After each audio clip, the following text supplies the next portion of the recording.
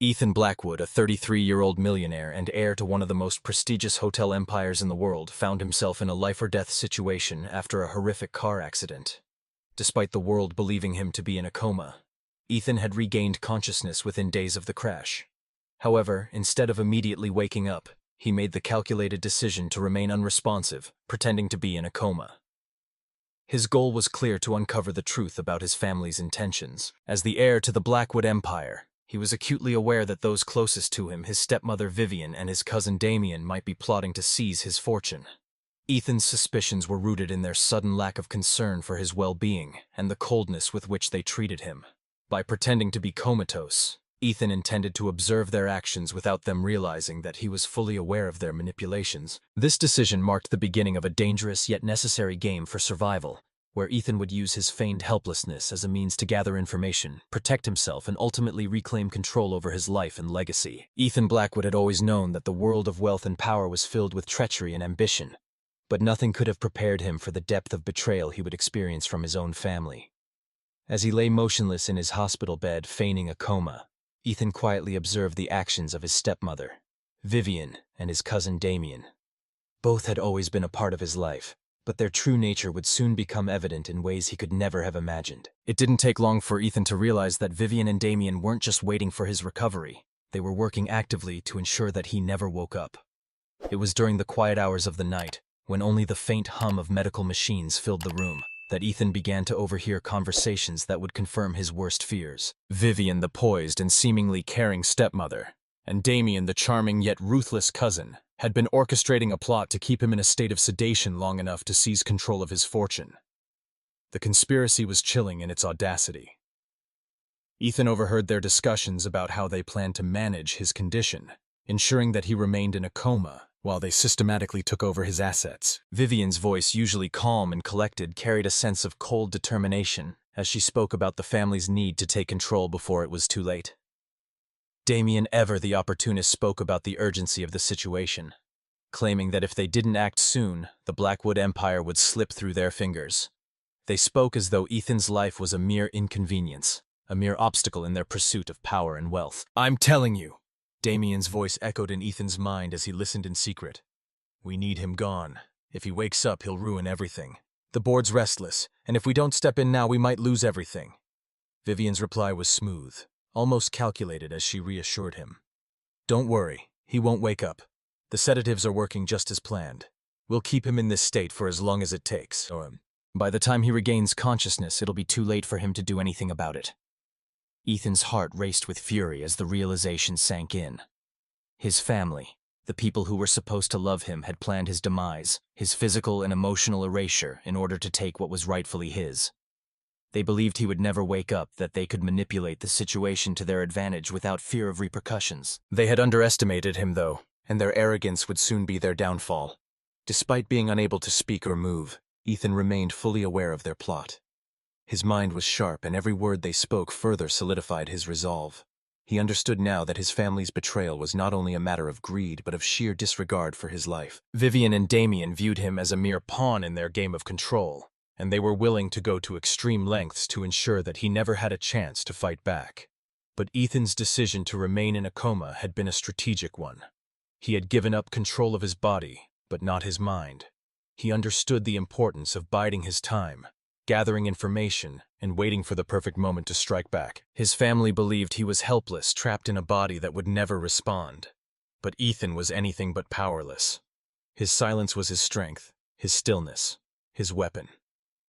As the days passed, Ethan continued to observe the unfolding betrayal with growing anger. Vivian and Damien's actions were becoming more brazen, their manipulations more evident. They used their influence to push through legal documents, pressuring the board to make decisions that would secure their control over the Blackwood Empire. The more Ethan listened, the more he realized just how deep their plans ran. His family had not only plotted to steal his fortune, they had decided that his life was worth nothing more than a mere obstacle to their goals. The final blow came when Ethan overheard a conversation between Vivian and her lawyer. It was a discussion about the final steps in their plan to declare him unfit to make decisions and transfer control of his assets. The lawyer spoke of legal loopholes, and Vivian discussed using Ethan's supposed coma as evidence of his incapacity. They had covered all their bases, ensuring that no one would question their actions, or so they thought. "I'll handle the legalities," the lawyer assured her. "We'll file the necessary documents, and once that's done, we'll be in complete control. He'll never know what hit him." Vivian's response sent a shiver through Ethan's veins. "And if he wakes up?" she asked, her voice laced with a chilling calm. The lawyer's response was blunt. "He won't. By the time this is over, he won't be in any condition to do anything about it." In that moment, Ethan's determination solidified. He had been betrayed by the people he trusted most, but he would not let them get away with it. He would fight not with force or aggression, but with his mind. He would expose their treachery, reclaim his life, and make sure they were held accountable for their actions. What Vivian and Damien didn't know was that Ethan Blackwood was not going to remain their passive pawn. He had spent weeks gathering the evidence he needed, quietly listening carefully, watching and waiting for the right moment to strike. The time for his silence was over. Soon he would reveal the truth, and those who had plotted against him would face the consequences of their betrayal. Claire Bennett, a nurse in charge of Ethan Blackwood's care, was the only person who treated him with the dignity and respect he deserved. While everyone else saw him as a patient, an object to be studied, or a mere line on a chart, Claire saw him as a human being, someone who deserved more than just the standard medical treatment. From the moment she was assigned to Ethan's case, she was different from the rest. There was no pity in her actions, no coldness or indifference. Instead, there was a quiet professionalism, mixed with a tenderness that was rare in the sterile mechanical environment of the hospital. Claire took the time to care for Ethan in a way that no one else had. She treated him as a person, not a problem to be solved, and she began to notice things others had overlooked. Ethan's situation had seemed hopeless from the outside. To everyone else, he was a millionaire heir to one of the oldest hotel empires in the country, lying in a coma after a tragic accident. The family members who were supposed to care for him acted as though his fate was already sealed. His stepmother, Vivian, and his cousin Damien spoke as though Ethan were already dead, going about their business of plotting how to take control of his empire. But Claire, despite the disheartening circumstances, refused to see him as just another patient in a hospital bed. She noticed the smallest details, things that were out of place, signs that Ethan's care was not as it should be. As a nurse, Claire had seen her share of hospital politics, negligence, and the impersonal nature of medical care. She had worked in enough facilities to recognize the quiet signs of neglect. But Ethan's case was different. There was something more sinister going on. It wasn't just that his medical care was subpar. It was that his family, the people who were supposed to be looking out for him, had chosen to let him linger in this state for their own gain. It became clear to Claire that Ethan wasn't being treated with the urgency or attention that one would expect for someone in his condition. In the early days of her care for Ethan, Claire began noticing discrepancies in his treatment. The sedative doses in his chart hadn't changed, even though there were no signs of agitation trauma or any medical reason to maintain the current dosage. She found this odd, and when she asked Dr. Langston about it, he brushed her off, saying it was all by family request. There was no medical justification for keeping Ethan sedated at such a high level. The lack of adjustment to his medication felt wrong, but Claire didn't push it at first. She assumed it was just another example of hospital bureaucracy, or the family's wishes overriding medical advice. But as time went on, it became harder for her to ignore the growing sense of unease. The longer she spent by Ethan's side, the more Claire noticed how little attention his care actually received. She checked the nutrition logs, and the physician's visits were becoming less and less frequent. In fact, it was apparent that Ethan's condition was being largely ignored. The chart was filled with vital signs, but there was no evaluation, no follow-up from the doctors. The speech therapist who was supposed to visit him weekly hadn't shown up once, and yet no one seemed to care. It was as if Ethan's survival was no longer a priority for anyone but her. The lack of urgency was baffling, and Claire's instincts told her that something was very wrong. It was then that Claire made a decision. She could no longer stay silent. As a nurse, her role was to help people recover, to protect them, and to advocate for their well-being. But in this case, Claire was becoming increasingly certain that Ethan wasn't being treated as a person who needed help. He was being neglected, and worse, his family was actively keeping him in this state to push their own agenda. Claire knew that if she didn't speak up, no one else would. She had to take matters into her own hands, even if it meant putting herself at risk. She started keeping 2 logs, one for the hospital filled with routine medical notes and one that was entirely her own, an honest record of what she was observing. She noted every strange inconsistency, every moment where Ethan's care didn't align with medical standards. She watched closely as his family members came and went, always speaking in hushed tones, always keeping a distance from him. It became increasingly clear that Vivian and Damien didn't care about Ethan's health. They only cared about his fortune. They wanted him gone, and they would stop at nothing to make sure that he never woke up. One evening, while Ethan was still in his sedated state, Claire decided to take a risk. She began reading aloud to him from a book her mother had once read to her. The Little Prince. The book had always brought her comfort in dark times, and she hoped it might do the same for Ethan. She spoke softly as if Ethan could hear her, though she had no way of knowing for sure. "You probably hate this book," she said with a small laugh, placing it on the table beside him. "But I always liked it. It's about someone who gets lost and then finds meaning in the simplest things." As she read, Claire checked Ethan's pulse. It was steady, strong. But then something happened. Something she hadn't anticipated. She glanced at the IV bag and saw that the sedative dosage had remained the same despite the fact that Ethan had shown no signs of agitation or distress. She felt a growing sense of frustration. She had become a nurse to help people recover, not to watch them fade away in a hospital bed forgotten by the very people who should have been advocating for them. "I don't know who you really are, Ethan," she said softly, her voice tinged with both sorrow and determination. "But I'm starting to believe you're more awake than anyone wants to admit." It was in this moment that Claire made a vow to herself. She would do whatever it took to help Ethan wake up and reclaim his life. She couldn't stand by and let him disappear without a fight. She began to change his protocol subtly, adjusting his care in ways that wouldn't raise alarms. Every night she worked quietly, making sure he received the care he deserved, not just the bare minimum. She started small neurological stimulation tests, gentle touches and sensory cues, just enough to see if his body could respond. But even as she took these small steps, she knew the danger she was putting herself in. If anyone discovered what she was doing, she could lose her job, and worse, she could face legal consequences. But none of that mattered to Claire. She wasn't going to let Ethan fade away just because his family had given up on him. One night, as she massaged his left hand to stimulate muscle tone, she whispered to him, "I know you want to expose them, but we need proof, real proof, and we need to be careful." She had already started to gather evidence, but it wasn't enough. She needed something concrete, something that would expose the full extent of the betrayal. As time went on, Ethan began to respond. Slowly, almost imperceptibly at first, but it was enough for Claire to know that he was still there, still fighting. He would blink, twitch his finger, or even slightly change his breath patterns. These small signs became their secret language, a quiet connection between them. They were no longer just nurses and patients. They were partners in a fight for justice. Claire knew that the only way to save Ethan was to expose his family's plot, and that meant taking risks that could cost her everything.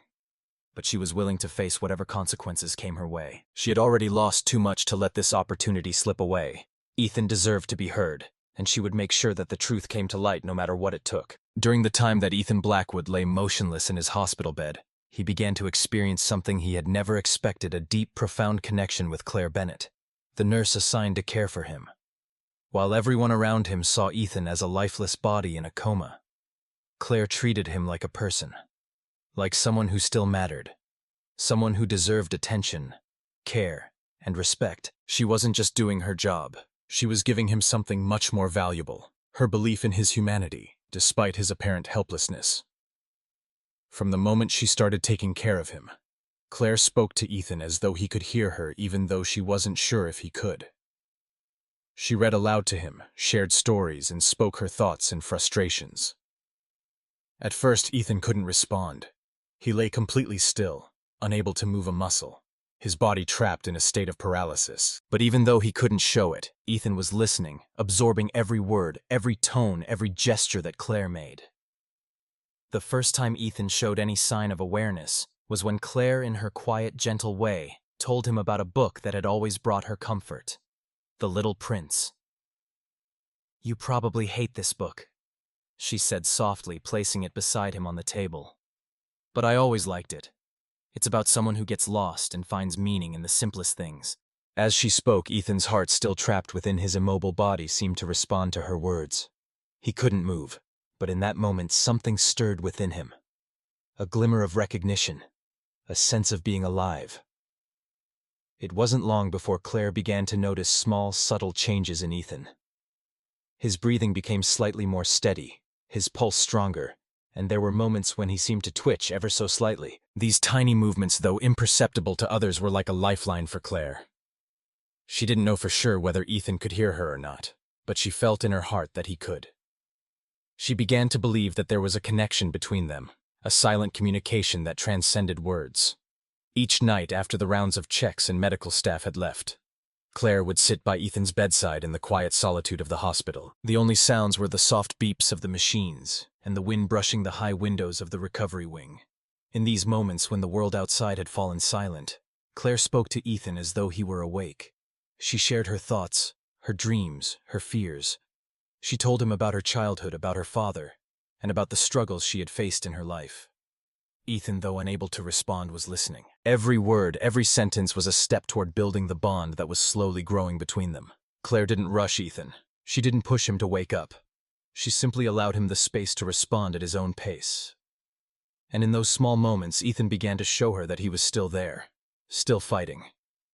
At first, it was the smallest of gestures, a finger twitch, a slight movement of his eyelids, but to Claire these signs were everything. They were proof that Ethan was more than just a body lying in a bed. He was a person with thoughts, feelings, and a will to survive. As they began to communicate through these subtle signs, Claire became more attuned to Ethan's responses. A blink for yes, a twitch of his finger for no. She used these gestures to guide her to understand what he needed, what he was feeling. She was patient, never rushing him, always making sure he knew he was not alone. Each small movement, each tiny sign of recognition became their shared language, one that only the two of them understood. In return, Ethan began to trust Claire more and more. Even though he could not speak, he could feel the warmth in her voice, the sincerity in her touch, and the compassion in her actions. She wasn't just his nurse, she was his ally, his only connection to the outside world. She treated him as a human being, not a project to be fixed or a patient to be managed. This more than anything helped Ethan find the strength to keep fighting, to keep responding, even when the odds seemed stacked against him. As the days passed, their bond deepened. Claire never treated Ethan as a helpless victim, nor did she see him as a rich, powerful man who had fallen into misfortune. She saw him as a person who deserved to be heard, to be cared for, and to be believed in. And for Ethan, this was a revelation. For the first time since his accident, someone treated him like a human being, not just the heir to a fortune or a hospital case. Claire didn't see him as a liability, nor did she see his condition as a burden. She simply saw him. The more Claire shared with Ethan, the more she revealed her true self, her vulnerability, her struggles, and her own hopes for the future. She told him about the things she loved, the books that had shaped her, and the dreams she had for a better world. Ethan couldn't respond with words, but his presence, his subtle movements, his small gestures spoke volumes. And slowly Ethan began to trust her, not just as his nurse, but as a confidant, someone who truly cared for him, not for his money, not for his name, but for who he was as a person.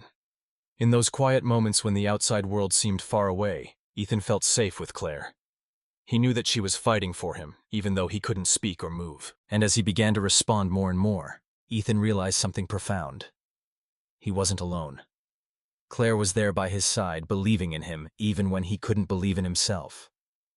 Their silent communication built on trust, compassion, and shared vulnerability became the foundation of their bond. By the time Ethan was able to communicate more clearly through a system of blinks, twitches, and subtle gestures, the connection between him and Claire had already been established. They no longer needed words to understand each other. The silence between them was filled with meaning, filled with understanding, filled with the hope that together they could fight the forces working against Ethan and bring the truth to light.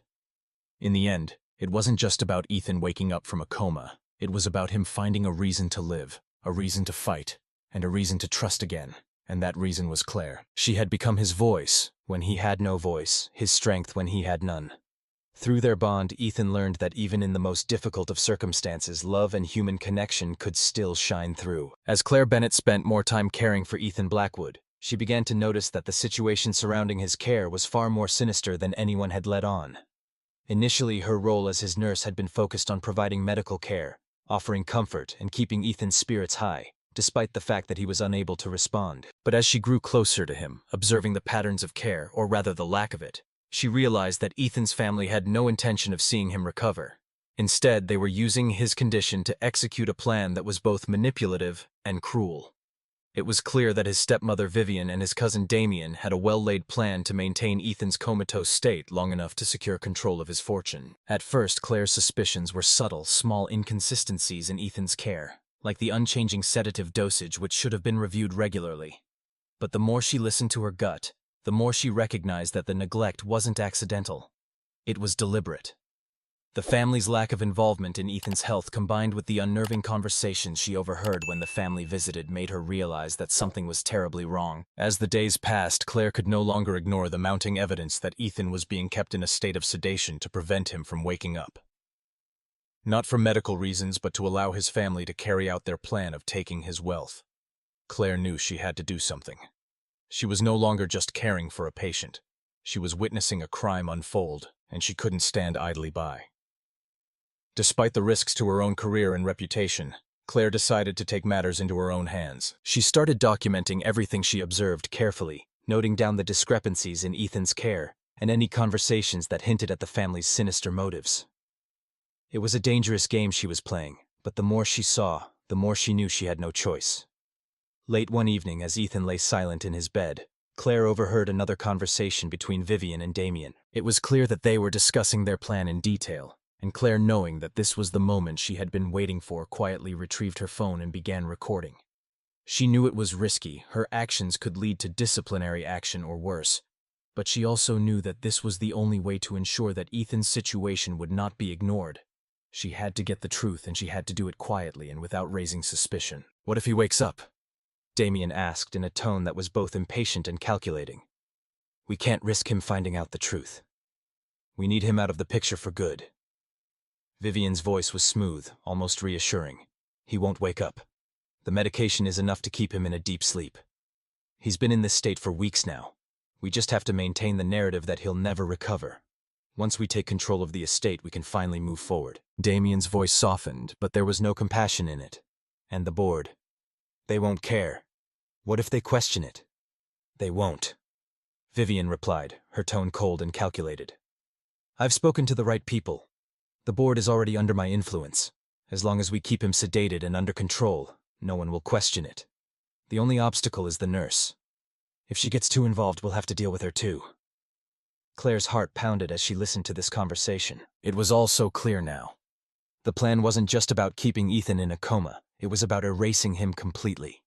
Vivian and Damien were waiting for the perfect moment to take everything he had worked for, all while keeping him in the dark.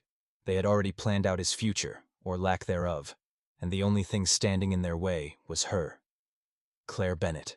She couldn't allow this to happen. Claire knew that if she didn't act, no one would ever know the truth about the Blackwood family's deceit. Ethan was being held captive not by his condition, but by the very people who should have been protecting him. Claire's mind raced as she considered her options. She couldn't let this go on, not without doing everything in her power to stop it. The next day, Claire quietly transferred the recorded conversation to her encrypted laptop, making sure that no one would discover it until the time was right. She was careful, meticulous in covering her tracks. As she worked, she started to realize that she needed more than just this conversation. She needed physical proof, something that could not be dismissed, something that would expose the family's plans once and for all. The recording was crucial, but it wasn't enough. That evening, Claire returned to the medication cabinet, the place where she had seen Damien and Vivian speak so often with the knowledge that Ethan's family was actively plotting against him. Claire planted a tiny high-resolution camera in the corner of the cabinet. It was discreet but powerful, capable of recording every conversation without being noticed. She knew that this was a risk, but she also knew it was her only chance to get the proof she needed. For the next several days, Claire kept a close eye on the footage from the camera, waiting for the moment when she would hear the critical conversation. When it came, it was as damning as she had expected. In the dead of night, Damien and Vivian met in the hospital's hallway, their voices low but filled with cold determination. "We just need to keep him sedated until everything's finalized," Vivian said. "Once he's out of the way, we'll be free to take what's ours." Damien's voice was quieter, more insistent. "What if someone finds out?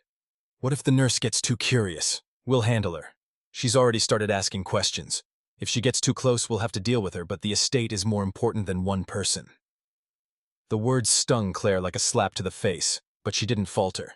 This was the moment she had been waiting for. She had the proof now. Proof that Vivian and Damien had been plotting Ethan's demise all along. They weren't just keeping him sedated. They were intentionally blocking his recovery in order to take everything he had with the camera footage in hand and the conversations safely recorded. Claire knew what she had to do. She couldn't let them get away with this. She sent the footage to Avery Blake, Ethan's loyal attorney, hoping that he would be able to take action before it was too late. Claire had crossed a line, but she had done so with the knowledge that the truth had to come out. She had put herself in harm's way, but it was a risk she was willing to take for Ethan's sake. In the end, the truth would prevail, and Ethan Blackwood would have his life back. But first, Claire would have to make sure that the conspiracy was exposed for what it truly was. A betrayal of the highest order. After weeks of silence and secrecy, the moment Ethan Blackwood had been waiting for finally arrived. He was no longer the helpless, motionless patient lying in a coma, but a man fully awake and ready to reclaim his life. The family that had believed him to be a mere casualty of a tragic accident were about to learn just how wrong they were. With Claire Bennett by his side, Ethan was finally ready to confront the very people who had betrayed him. His own family. The hospital room that had once felt like a prison now seemed like the first step toward his freedom. Ethan's body was still weak, but his mind was sharp and focused. He had waited for this moment, the moment when he would face his stepmother, Vivian Blackwood, and his cousin Damien, the ones who had plotted against him thinking they could take control of his empire while he remained powerless. But they had underestimated him. They had underestimated the strength of his will and the power of the truth. With the help of Claire and the incriminating evidence she had gathered, Ethan was ready to expose the depths of their betrayal. He had heard their conversations, witnessed their cold calculations, and now it was time for them to answer for their actions. The family had assumed that he would never wake up, that he would remain in his comatose state long enough for them to solidify their control over the Blackwood fortune. But Ethan's survival, coupled with the evidence of their conspiracy, had turned the tables on them. The boardroom where the family had planned to discuss the future of Blackwood Hotels was now the setting for a confrontation that would change everything. The room was filled with hospital executives, board members, and a few select reporters, all eager to hear the latest updates on Ethan's condition. Vivian stood at the head of the room, exuding the kind of confidence she had always relied on. Damien hovered just behind her, his usual smug smile in place, though it was clear that the pressure of the situation was beginning to get to him.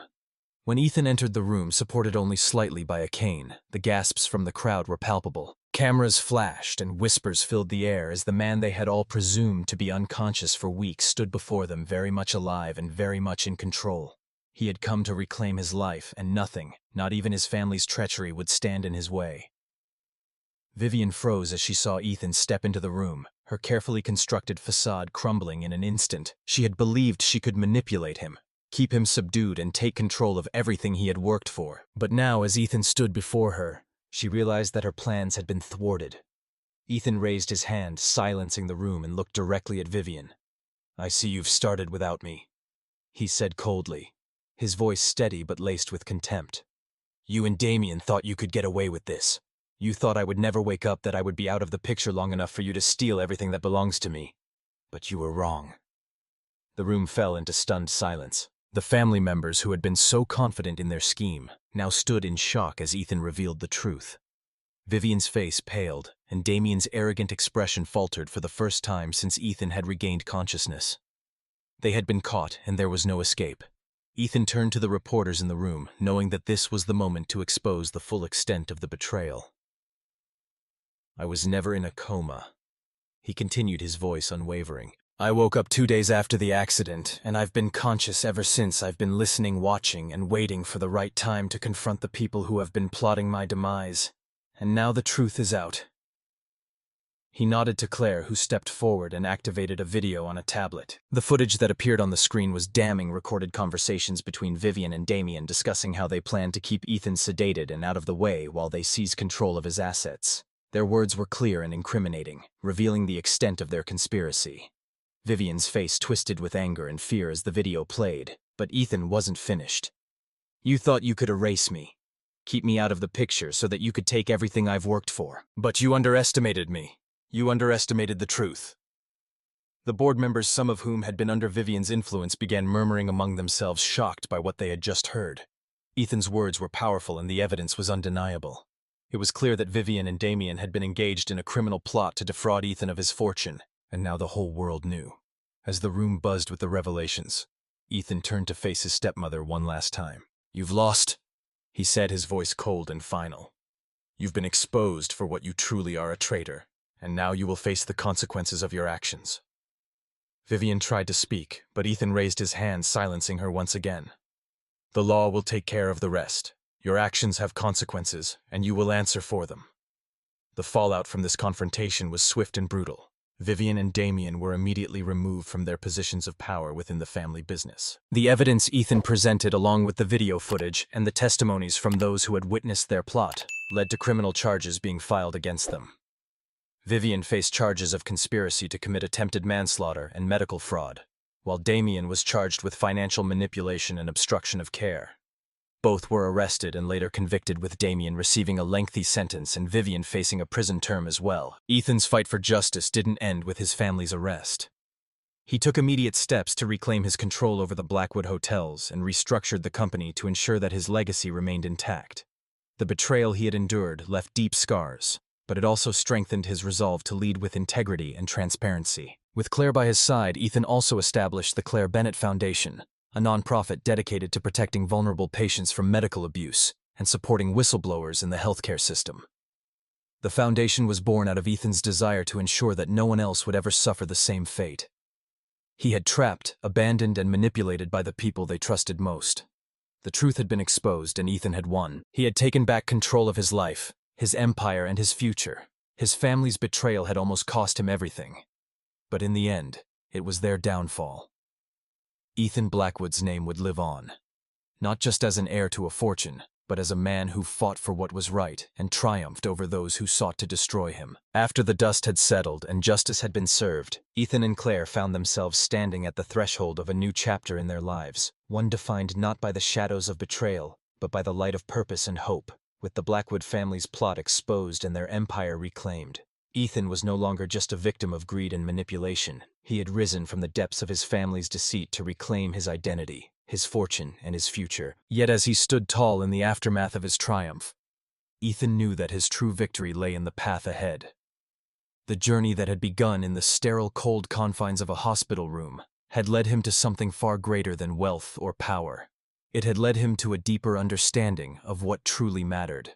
Throughout his ordeal, Ethan had discovered the power of human connection, of standing up for what was right, and of never giving up even when the world seemed stacked against him. But he had also witnessed the dark side of the healthcare system, the systemic abuse and neglect that too often went unchecked, and the courageous few who dared to speak out against it. And so, in partnership with Claire, the woman who had not only cared for him but had become his steadfast ally, Ethan decided to create something lasting, something that would help prevent others from suffering the way he had. Together they founded the Claire Bennett Foundation, a nonprofit organization dedicated to protecting vulnerable patients from medical abuse and supporting whistleblowers within the healthcare system.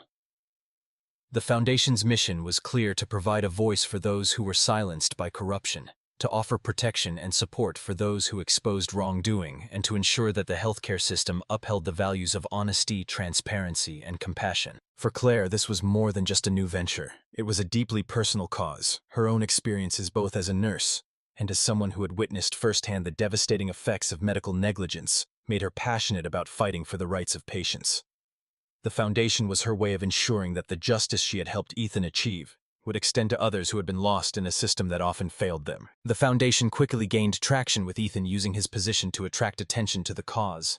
His name, once associated only with luxury hotels and wealth, now became synonymous with justice, reform, and compassion.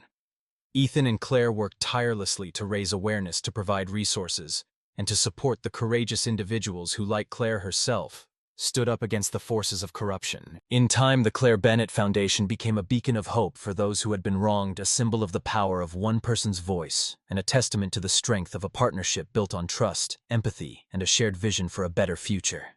Together, Ethan and Claire had turned their painful past into a force for good, using their experiences to create a legacy that would last far longer than any empire. A year after the storm of betrayal and justice had passed, Ethan and Claire found themselves in a place of peace, one they had built together.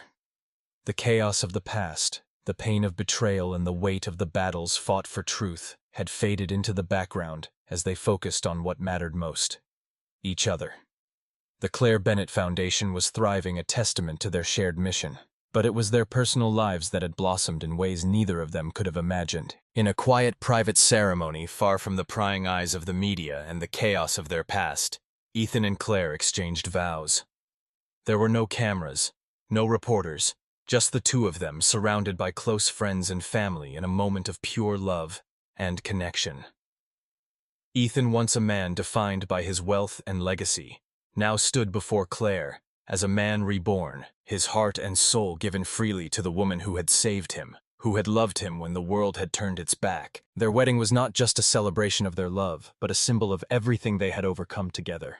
It was a quiet promise to each other to continue fighting for what was right, to build a life full of love, trust, and mutual respect. As the sun set behind them, casting a warm glow over the intimate gathering, Ethan and Claire knew that they had found something far greater than wealth or status.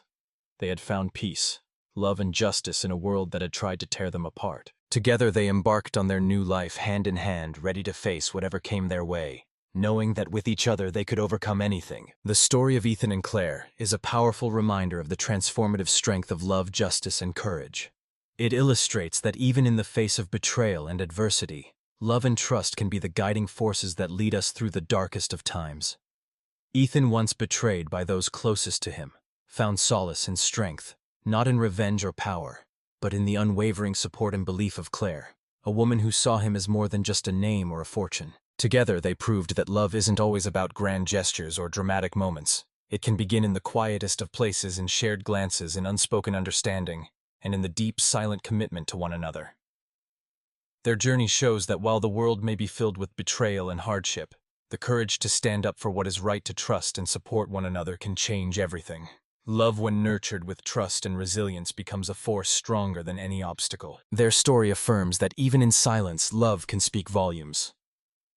When we believe in each other, when we choose to fight for justice and stand by those we love, we have the power to overcome any challenge, to heal, and to find peace in a world that often feels broken.